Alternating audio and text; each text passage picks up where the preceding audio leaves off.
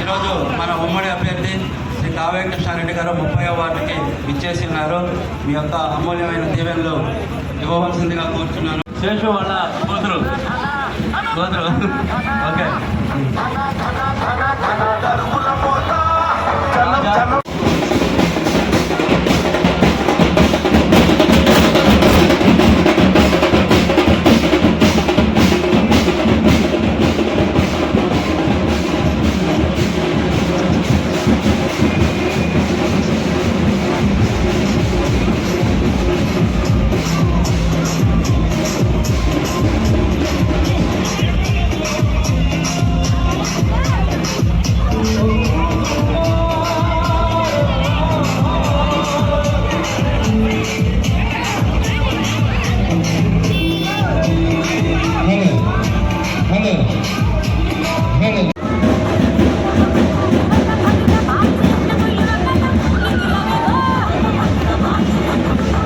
సురేష్ గారు ఈరోజు సన్మానిస్తున్నారు 30వ ward.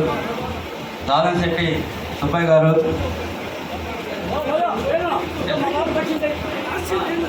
Sir Gopu Seenu, rice mill sir, rice mill industrial ఎంట్రన్స్లో రైస్ మిల్ సార్.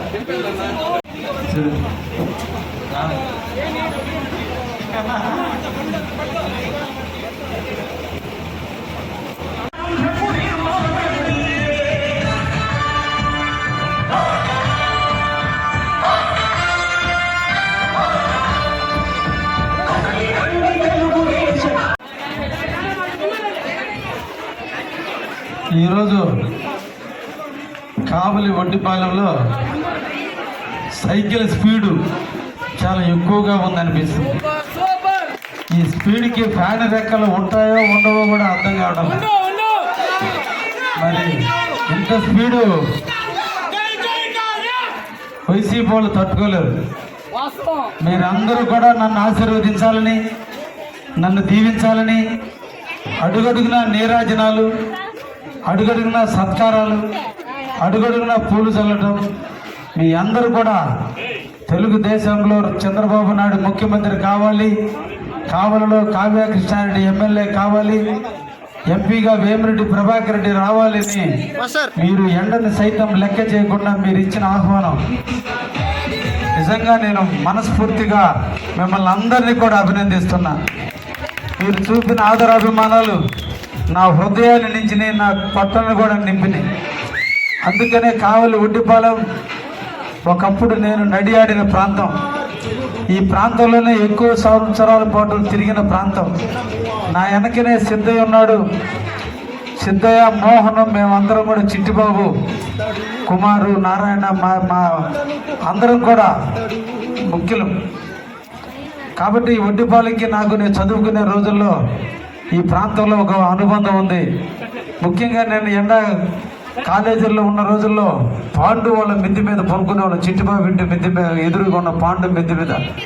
అంటే అంతటి గుర్తులు ఇక్కడకు వస్తే గుర్తున్నాయి. అదేవిధంగా మీరందరూ కూడా ఈరోజు నన్ను సాదరంగా ఆహ్వానించినందుకు పేరు పేరును అభినందిస్తూ, ఈ రాష్ట్రంలో చంద్రబాబు రావాలి, మన జీవితాలు మారాలి. ఈ రాష్ట్రంలో చంద్రబాబును ముఖ్యమంత్రిని చేసుకోవాలి. మన ఊరిని, మన ప్రాంతాన్ని, మన ఇంటిని, మన బిడ్డల్ని అందరూ కూడా బాగుపరుచుకోవాలి.